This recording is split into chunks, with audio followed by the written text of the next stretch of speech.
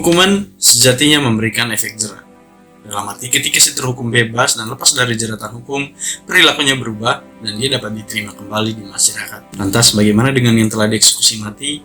Apakah efek jera tersebut sesuai targetnya? Lebih tragis lagi apabila orang yang telah dieksekusi mati ternyata orang yang salah, yang belakangan diketahui dan terbukti bahwa dia tidak bersalah dan dia tidak melakukan kejahatan. Video ini akan membahas siapa dan di mana orang-orang yang bernasib tragis seperti itu. Apakah Indonesia pernah melakukannya? Lalu bagaimana hukumnya jika terjadi kecerobohan hukum seperti itu? Simak video ini sampai habis, teman-teman.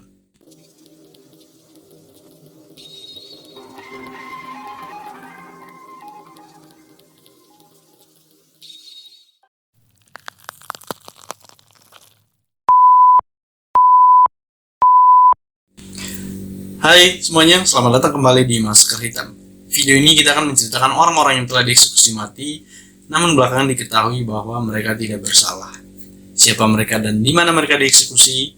Mari kita mulai. Bocah 14 tahun ini dieksekusi mati dengan cara disetrum di kursi listrik di salah satu negara bagian Amerika Serikat pada tahun 1944. Dia tercatat sebagai orang termuda yang dieksekusi mati dalam sejarah Amerika Serikat. George dihukum atas tuduhan pembunuhan terhadap dua orang gadis kecil berkulit putih bernama Mary Emma Thames berusia 8 tahun dan Betty June Benica berusia 11 tahun. Dua gadis cilik ini ditemukan meninggal di parit kota Alcolu, Carolina Selatan. Dokter yang memeriksa jenazah korban ini menemukan adanya luka pukulan di kepala. Di kepala Mary Emma ditemukan luka tusuk yang sangat dalam dan luka sobek di atas alis kanannya.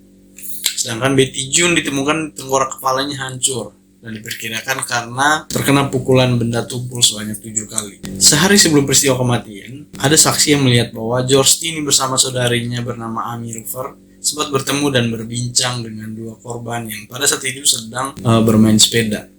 Karena si Tinney dan saudaranya ini menjadi orang terakhir yang melihat dan berbincang dengan korban, polisi pun menginterogasi mereka. Mereka diperiksa selama berjam-jam di ruang tertutup, tanpa didampingi bahkan tidak diketahui oleh kedua orang tua mereka dan tidak didampingi oleh pengacara. Penyidik juga memeriksa dengan cara menekan dan bahkan memaksa George Tinney untuk mengaku telah membunuh kedua gadis cilik itu. Karena merasa tertekan dan tidak paham akan dampak hukum selanjutnya, George terpaksa mengaku dan dalam pengakuannya ditambahkan keterangannya oleh si pemeriksa bahwa dia membunuh gadis itu karena dia hendak berhubungan seks dengan kedua korban. Lebih lanjut, dalam laporan tertulis si petugas juga menambahkan pengakuan seolah-olah George mengaku membunuh mereka menggunakan besi berukuran 15 inch dan jenazah mereka dibuang di parit tidak jauh dari tempat mereka parkir sepeda. Atas dasar pengakuan sesat tersebut, George ini kemudian ditahan dan tempat dia ditahan pun tidak diberitahukan kepada keluarga besarnya. 1 bulan kemudian, George kemudian dihadapkan di muka persidangan di pengadilan Clarendon County atas perkara pembunuhan. Saat persidangan, George memang didampingi oleh pengacara yang bernama Charles Plowden. Namun karena pengacara ini ditunjuk oleh pengadilan, pembelaannya tidak maksimal, bahkan terkesan tidak ada pembelaan sama sekali. Persidangan berlangsung dengan sangat cepat dan semua juri berkulit putih. Oh ya, pada waktu itu isu rasisme dan diskriminasi warna kulit, diskriminasi ras masih ramai di sana ya. Bahkan keluarga George takut untuk datang menonton di persidangan karena lingkungan persidangan dipenuhi oleh masyarakat berkulit putih yang menonton persidangan dan mereka berteriak supaya George dihukum mati. Lebih sadis dan tragisnya, juri hanya membutuhkan waktu 10 menit untuk menyimpulkan bahwa George bersalah atas pembunuhan kedua gadis tersebut. Atas dasar kesimpulan juri tersebut, pada tanggal 24 April 1944, hakim memutus George Tinney bersalah dan dia dijatuhi hukuman mati. Berselang 2 bulan setelah putusan tersebut, tepatnya pada tanggal 16 Juni 1944, George Tinney dieksekusi mati dengan cara disetrum di kursi listrik. Fakta sedih dari kesaksian penonton pada saat eksekusi tersebut, teman-teman, bahwa kursi listrik itu kan seharusnya untuk ukuran orang dewasa, sementara badan George ini kecil. Nah, supaya kursi listrik ini dapat bekerja dengan baik, bekerja dengan efektif, maka George harus didudukan di atas Alkitab. Singkat cerita, 70 tahun setelah kematian George Tinney berlalu, fakta sebenarnya mulai terbongkar. Atas upaya keluarga dan beberapa aktivis di sana, pada tahun 2014, perkara George ini dibuka kembali dan dipersidangkan kembali. Di persidangan, salah satu saudara George ini memberikan kesaksian bahwa persidangan ini dulunya sangat berjalan dengan penuh kejanggalan. Mulai dari proses penyidikan, George yang dipaksa mengaku, dan pada saat kejadian sebenarnya George tidak ada di TKP. Dia sedang bersama saudaranya yang lain di tempat pemeliharaan sapi keluarganya. Lalu pada tanggal 17 Desember 2014, hakim yang memimpin kembali sidang George mencabut hukuman George ini dan menyatakan putusan perkara tersebut merupakan bentuk ketidakadilan yang besar dan sangat mendasar. Next, Carlos de Luna. Pria kelahiran Amerika Serikat ini dihukum mati atas tuduhan pembunuhan seorang gadis penjaga SPBG atau tempat pengisian gas di Corpus Christi, kota Texas, Amerika Serikat pada tanggal 14 Februari 1983. Korban bernama Wanda Lopez ini sedang bekerja pada malam hari dan tiba-tiba dia diserang oleh seorang laki-laki. Sempat ada perlawanan dari korban dan korban sempat menelpon 911. Lalu korban ditemukan meninggal karena kehabisan darah akibat adanya luka tusukan yang cukup dalam di payudara sebelah kirinya. Polisi kemudian mencari pelaku di sekitar lokasi kejadian dan beberapa menit kemudian mereka menemukan seorang laki-laki yang bernama Carlos de Luna sedang bersembunyi di sebuah truk pick-up. Tanpa basa-basi, mereka langsung menangkap de Luna dan menuduhnya sebagai pembunuh Wanda Lopez tersebut. Singkat cerita, de Luna pun dihadirkan di persidangan tidak lama setelah ditangkap. Persidangan juga dilangsungkan begitu cepat, dan penuntut hanya menghadirkan seorang saksi. Saksi tunggal tersebut memberikan keterangan dan meyakinkan juri bahwa dia melihat Carlos pada saat kejadian memakai baju berwarna abu-abu dan berlari ke arah utara ketika polisi datang ke TKP. Namun, de Luna membantah semua keterangan saksi tersebut dan menyangkal dia tidak membunuh gadis itu. Dia mengaku melihat dan tahu siapa yang membunuh gadis tersebut, dan pembunuhnya dia kenal, bernama Carlos Hernandez. Dia bahkan menceritakan secara detail bahwa sebelum kejadian dia memang berada di sekitar TKP. Dia mendengar teriakan si korban ini dan dia sebenarnya mau melihat apa yang sedang terjadi, namun tiba-tiba dia mendengar sirene polisi. Dia memang kabur karena takut mendengar sirene polisi, karena pada saat itu dia sedang menjalani hukuman percobaan atas kasus pelecehan seksual. Jadi karena takut bermasalah lagi dengan hukum, dia pun kabur menjauhi polisi. Intinya di persidangan, dia menolak mati-matian tuduhan penuntut bahwa dia tidak membunuh wanita itu. Dan dia berkali-kali menyebut nama pembunuh sebenarnya adalah Carlos Hernandez, yang mana dia juga kenal dari 5 tahun sebelumnya. Sayangnya, jaksa penuntut tidak menghiraukan bantahan de Luna. Dengan nada ejekan dan ketawa geli, mereka mengatakan bahwa Carlos Hernandez yang disebut de Luna itu tidak pernah ada. Itu hanya sosok yang diciptakan oleh hasil imajinasi de Luna untuk menghindari hukuman. Mereka bahkan menyimpulkan bahwa Carlos Hernandez ya Carlos de Luna itu sendiri. Kesaksian tunggal dan bukti minim yang dihadirkan persidangan Carlos de Luna tersebut ternyata berhasil meyakinkan juri. Alhasil, Carlos de Luna pun diputus bersalah atas pembunuhan dan dia dijatuhi hukuman mati. Berapa saat kemudian, tepatnya pada tanggal 8 Desember 1989, dia dieksekusi dengan cara disuntik mati. Karena melihat kejanggalan proses pemeriksaan perkara tersebut, seorang profesor hukum dari Columbia Law School yang bernama James Lipman bersama dengan 12 orang mahasiswanya berusaha meneliti dan menganalisa kembali kasus tersebut pada tahun 2004. Dalam hasil penelitian mereka menemukan beberapa kejanggalan yang luar biasa dalam penanganan perkara de Luna ini. Mereka melaporkan bahwa proses persidangannya sangat tidak wajar karena hanya didasari oleh keterangan satu saksi, di mana sangat tidak memadai untuk memutus bersalah seseorang, apalagi sampai menghukum mati. Ya, di Indonesia pun seperti itu ya kawan-kawan. Indonesia menganut prinsip bahwa satu bukti tidak dianggap sebagai bukti, atau orang hukum mengenal asas ini dalam bahasa Latin yaitu unus testis nullus testis. Mereka bahkan menemukan juga kejanggalan dalam penanganan perkara de Luna ini dimulai dari saat proses penyidikan. Penyidik tidak melakukan proses forensik yang sebenar-benarnya, seperti pemeriksaan dan pencocokan darah pelaku dan korban.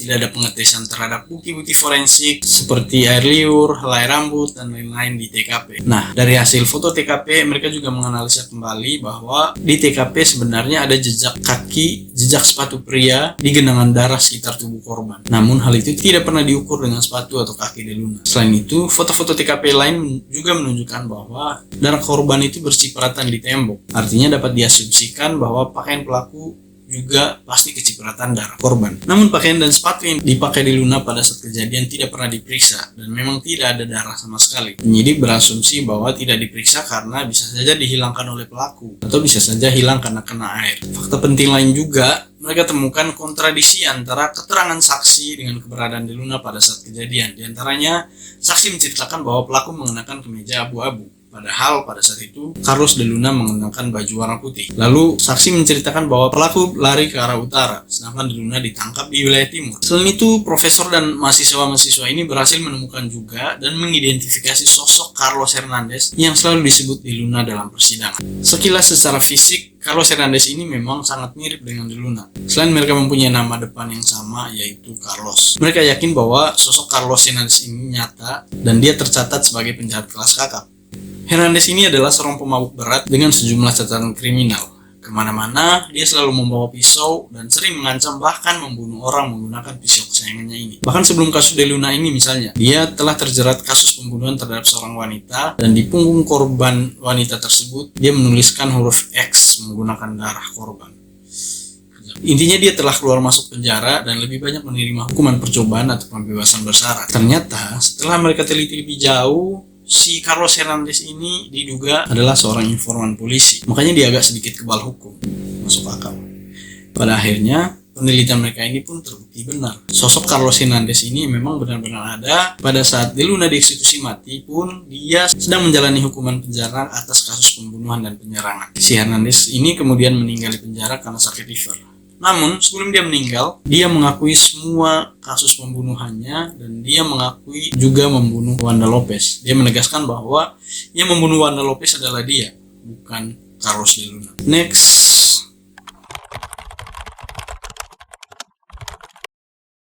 Yang ketiga ini dari negara Cina. Pria berusia 18 tahun ini dituduh telah membunuh dan memperkosa seorang gadis di sebuah toilet di perusahaan tekstil yang terletak di kota Ohot, Mongolia, wilayah Cina Utara. Pada saat kejadian, si Fulgit ini sedang berjalan melintasi wilayah pabrik tersebut. Tiba-tiba, dia mendengar suara teriak perempuan meminta tolong. Dia pun mendekati tempat kejadian bermaksud untuk menolong korban. Namun, sebelum Hugil tiba, korban telah meninggal dunia. Dengan penuh niat baik, Hugil langsung mendatangi kantor polisi untuk melaporkan kejadian tersebut dengan harapan polisi segera mengejar dan menangkap pelaku. Namun, bukannya mengejar pelaku, polisi bahkan dengan enteng menuduh Hugil sebagai pelaku pembunuhan. Hugil pun ditangkap dan diinterogasi selama 48 jam. Sama seperti kisah sebelumnya, pria ini pun dipaksa oleh polisi untuk mengaku bahwa dialah yang membunuh gadis itu. Dan dengan terpaksa juga, Hugil mengaku dengan harapan bahwa ya dia pun akan dihukum ringan. Karena yang pertama dia bukan pelaku dan yang kedua ya dia dianggap kooperatif. Itu di bayangannya. Namun fakta berkata lain. Pengakuannya ini ternyata menjadi bukti tunggal yang menjeratnya dengan hukuman mati. Dengan proses persidangan yang sangat singkat, Hugil dihukum mati dan pada bulan April 1996 dia dieksekusi mati. Merasa yakin Hugil tidak bersalah, keluarga dan beberapa aktivis kemanusiaan di Cina pada waktu itu berjuang menuntut pemerintah untuk membuka dan memeriksa kembali kasus Hugil ini. Singkat cerita, pada tahun 2005, seorang pria bernama Zhao Xihong mengungkapkan pengakuan yang mengejutkan bahwa dia telah membunuh 10 orang wanita, termasuk korban dalam perkara Hugil ini. Si Zhao Xihong ini bahkan menceritakan secara detail bagaimana ia membunuh wanita tersebut sampai kemudian ditemukan oleh Hugil. Nah, merasa yakin dengan pengakuan pembunuh berantai ini, Pengadilan Tinggi Rakyat Mongolia akhirnya bersedia membuka kembali perkara Hugil ini. Berdasarkan hasil pemeriksaan ulang perkara ini, ditemukan fakta bahwa memang pengakuan Hugil ini atas dasar paksaan. Karena bukti-bukti lain seperti hasil otopsi, hasil forensik terhadap DNA korban itu tidak sesuai, tidak menunjukkan bahwa Hugil yang membunuhnya. Sehingga pada tanggal 15 Desember 2014, Pengadilan Tinggi Mongolia memutus kembali perkara tersebut dan menyatakan Hugil tidak bersalah. Atas putusan tersebut, Ketua Pengadilan meminta maaf kepada keluarga Hugil dan memberikan uang kompensasi dari saku pribadinya sebesar 30.000 yuan atau sekitar 372 juta rupiah. Keluarga juga menerima uang kompensasi dari pemerintah sebesar 2 juta yuan atau sekitar 4 miliaran kalau dirupiahkan. Nah, sebenarnya di Cina bukan hanya ini kejadian serupa. Jadi sebelumnya pernah juga seorang pria dieksekusi mati atas tuduhan membunuh seorang wanita. Namun ternyata berapa bulan kemudian wanita yang diduga menjadi korban pembunuhan ini muncul di publik dan menyatakan dia tidak pernah dibunuh. Dia hilang karena dia diculik.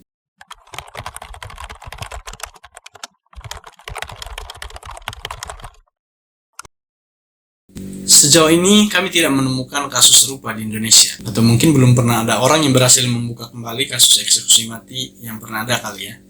Tapi kami pastikan bahwa hukuman mati masih berlaku di Indonesia, kawan-kawan. Data terakhir menunjukkan bahwa vonis hukuman mati yang diputus pada tahun 2021 sebanyak 114 kasus. 98 kasus atau 82% diantaranya merupakan kasus narkoba, 14 kasus pembunuhan, dan sisanya adalah kasus terorisme.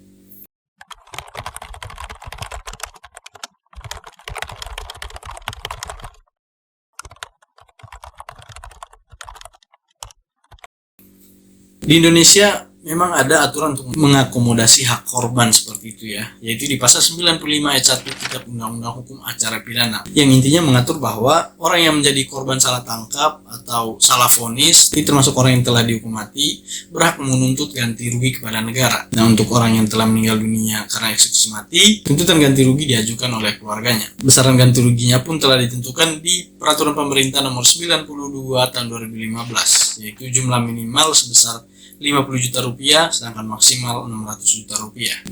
Kecil ya untuk bayar nyawa yang telah dieksekusi mati loh. Itu pun prosesnya tidak mudah, tidak seperti meminta uang ke orang tua gitu. Tetapi harus melalui pengajuan permohonan ke pengadilan dan tentu melalui proses persidangan dulu. Kami analisa bahwa masih ada kemungkinan untuk ditolak juga permohonan kompensasi semacam ini, teman-teman. Jadi mungkin sekian dulu video kali ini. Semoga teman-teman mendapatkan ilmu hukumnya. Terima kasih telah menonton dan sampai jumpa di video kami selanjutnya.